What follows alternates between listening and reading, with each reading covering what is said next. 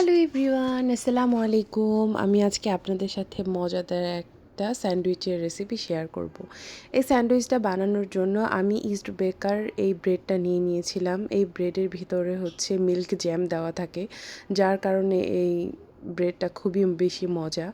তো এই ব্রেডটার দিয়ে স্যান্ডউইচ বানানোর জন্য প্রথমে আমি ব্রেডটাকে হচ্ছে নিয়ে নিয়েছি। এখানে আমি 2টা ব্রেড নিয়ে নিয়েছি।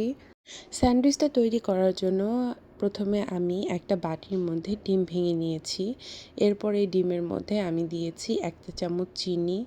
এরপর এর মধ্যে আমি দিয়ে নিয়েছি হচ্ছে গুঁড়ো দুধ। গুঁড়ো দুধ দিলে অনেক বেশি সুন্দর একটা স্বাদ হয় এই ডিমটার। সব উপকরণ আমি হচ্ছে চামচ দিয়ে নেড়েচেড়ে মিশিয়ে নিয়েছি।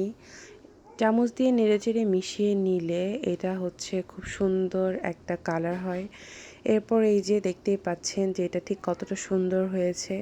এই সময় আমার পাশে আমার বন্ধু বসা ছিল, যে সব সময় আমার রান্নাবান্নার দর্শক হয়।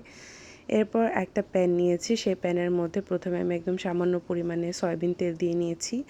তেল দেওয়া হলে তেলটা গরম হতে হতে আমি আমার যে রুটিটা ছিল রুটিটাকে হচ্ছে ডিমের মধ্যে এপাশ ওপাশ ভালো মতো গড়িয়ে নিব। গড়িয়ে নেওয়া হলে এটাকে আমি তুলে প্যানের মধ্যে দিয়ে দিব।